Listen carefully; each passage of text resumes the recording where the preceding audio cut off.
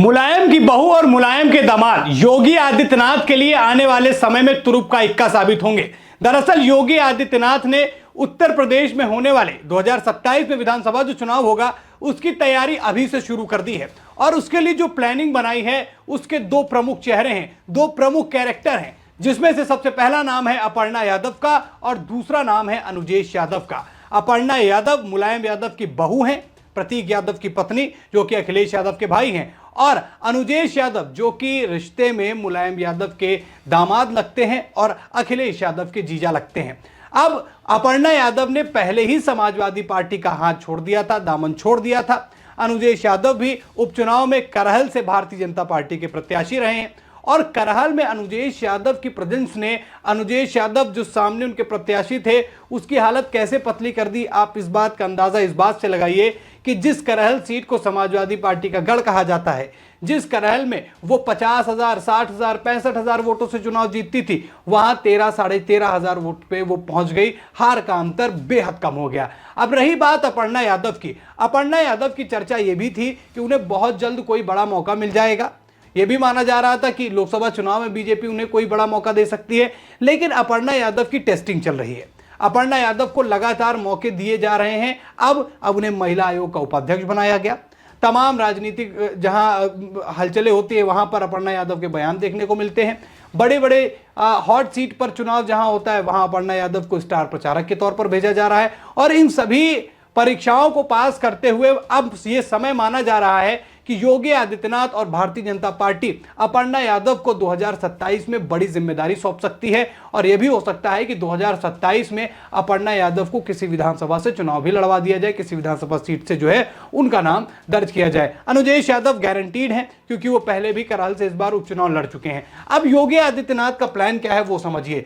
योगी आदित्यनाथ ने जो सबसे जरूरी चीज अभी के हिसाब से सोची है, जो ऐसा सूत्र कहते हैं, ऐसा सियासी पंडित कहते हैं, ऐसी चर्चा चल रही है कि योगी आदित्यनाथ अनुजेश यादव को अभी मंत्री बनाने के मूड में नजर आ रहे हैं। दरअसल अभी यह मामला अब तक शायद हो चुका होता, लेकिन भारतीय जनता पार्टी अभी अध्यक्ष नहीं बना पाई है, ना केंद्र में और ना ही राज्य में। अब जब इन दोनों में बदलाव होगा तो उत्तर प्रदेश में भी और संभावित रूप से कहीं ना कहीं कुछ चेंजेस जो है नरेंद्र मोदी के कैबिनेट में भी माने जा रहे हैं। अब वो तो बात की बात अलग है, लेकिन उत्तर प्रदेश में मंत्रिमंडल का विस्तार किया जाना है और उसमें यह हो सकता है कि अपर्णा यादव को भी कोई मौका दिया जा सकता है या फिर अनुजेश यादव, जिनका नाम सबसे ज्यादा चर्चा में कि उन्हें मंत्री बनाया जा सकता है। जी हाँ, अनुजेश यादव और अपर्णा यादव दोनों में से किसी एक को या फिर दोनों को मंत्री बनाकर समाजवादी पार्टी को एक गहरी चोट देने का जो है वो प्लान एग्जीक्यूट किया जा सकता है योगी आदित्यनाथ द्वारा। और संगठन में भी इस बात की जो है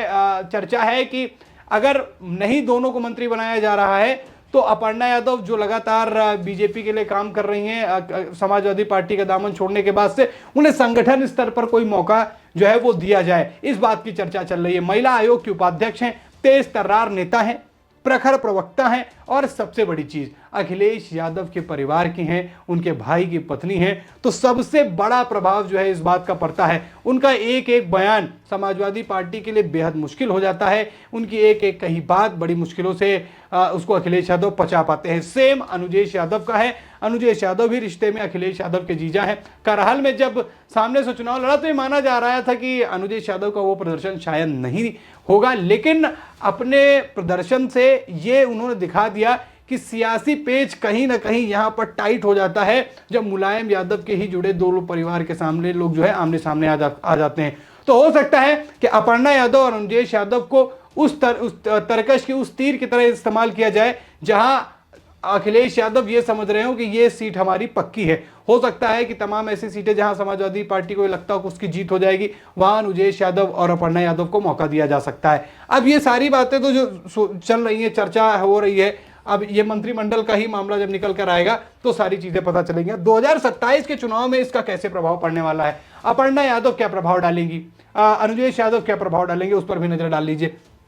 सबसे बड़ी चीज जो मैंने बताई कि इन दोनों को बड़ी जिम्मेदारियां सौंपेंगे योगी। इनको कुछ ऐसी सीट्स की जिम्मेदारी सौंपी जाएगी जहां समाजवादी पार्टी पूरी तरीके से मजबूत हो, और वो सबसे बड़ी बात भी होती है कि विपक्ष का किला जो ध्वस्त कर पाए वो उस पार्टी का सबसे प्रमुख नेता बन जाता है। और इसीलिए ये प्लान किया जा रहा है, ये सोचा जा रहा है, इसी सूत्रों से खबरें आ रही हैं कि अपर्णा यादव और अनुजेश यादव को उन्हीं जगहों पर भेजा जाएगा जहां पर उन समाजवादी पार्टियों का एक मजबूत गढ़ हो, जहां उनको हराने के लिए ये दो सबसे चीज बेटर बैठे, वहां पर इन लोगों को भेजा जाएगा। तमाम सीटें, करहल उसका भी एक एग्जाम्पल हो सकता है, और भी तमाम सीटें जहां पर ये लगता हो कि यहां अखिलेश यादव के अलावा कोई नहीं जीतेगा, वहां ये दांव खेला जा सकता है। अखिलेश यादव की पहचान, हालांकि मुलायम यादव के बाद उन्होंने अपनी छवि को मजबूत किया है, लेकिन समाजवादी पार्टी के कई जो कोर वोटर्स हैं, जो नेता हैं, या फिर यो कहें कि जो समाजवादी पार्टी से जुड़े हुए हैं मुलायम यादव की वजह से ज़्यादा, तो उस बात का इंपैक्ट कहीं ना कहीं पड़ेगा कि ये तो उन्हीं के परिवार के हैं, आपस में फूट है तो वोट आके इधर दे दो। अब ये पूरी प्लानिंग चल रही है। और अखिलेश के जो सारे नैरेटिव है, पीडीए की बात हो या फिर वो जिस तरीके से सरकार को इस विरोधी में बताते हैं, सरकार तरह तरह के विरोध कर रही है। अब अपर्णा यादव तो बीजेपी में, बीजेपी की बुराई अपना नेता कैसे कर लेगा, तो अपर्णा यादव वही सारी बातें बोलेंगे, अनुजेश यादव वही सारी बातें बोलेंगे जो बीजेपी के फेवर में जाएंगे, और अखिलेश यादव के उससे नैरेटिव ध्वस्त हो सकते हैं। बतौर विपक्ष अखिलेश यादव उत्तर प्रदेश में सबसे मजबूत पार्टी में से है, और इस स्थिति में भी अखिलेश यादव ने ही पहुंचाया है, और वो काबिल तारीफ भी है। 2024 लोकसभा चुनाव में जिस तरीके का प्रदर्शन समाजवादी पार्टी का रहा, भारतीय जनता पार्टी के हाथ पांव फूल गए अब, और उन्हें इस बात का एहसास होने लगा कहीं 2027 का मामला गड़बड़ ना हो जाए। लेकिन अखिलेश यादव थोड़ा सा हवा में गए, उपचुनाव आए, और उपचुनाव में सारी चीज़ें फिर से वैसे ही पलट गई जैसी पहले चल रही थी। योगी आदित्यनाथ जो हैं वो फिर से अपने वर्चस्व को कायम करने में कामयाब रहे। 10 सीटों में 8 सीटों पर अपनी पार्टी को चुनाव जितवाया, और लगातार इतना बेहतरीन प्रदर्शन करके आई लोकसभा चुनाव में 2 सीटें जीतकर समाजवादी पार्टी को संतुष्ट होना पड़ा। तो ये पूरा प्लान है। यादव वोट पर एक बहुत बड़ा इंपैक्ट पड़ सकता है, क्योंकि यादव वोटर जो है वो मुलायम यादव के नाम से वोट करते हैं। मुलायम यादव, अब फिर वही वोट बटेगा कटेगा, तो अगर कुछ भी हिस्सा 100% यादव, 100 यादवों में से अगर 20 यादव भी जो भारतीय जनता पार्टी को वोट करेगा, वो वोट तो कटेगा ही कटेगा समाजवादी पार्टी का। तो ये सबसे बड़ी मुसीबत जो है वो तैयार हो गई है। योगी आदित्यनाथ की बात हो या फिर संगठन की बात हो या फिर केंद्र से, इस चीज पर बेहद ध्यान दिया जा रहा है कि अखिलेश यादव को इस तरीके से चोट पहुंचाया जा सकता है, क्योंकि अपने प्रदर्शन से 2024 लोकसभा चुनाव में भारतीय जनता पार्टी को अखिलेश यादव चिता चुके हैं कि समाजवादी पार्टी का अस्तित्व अभी भी उत्तर प्रदेश में मजबूत है, तो उन्हें हल्के में नहीं लिया जा सकता जैसे केंद्र में कांग्रेस को ले लेते हैं भारतीय जनता पार्टी वाले।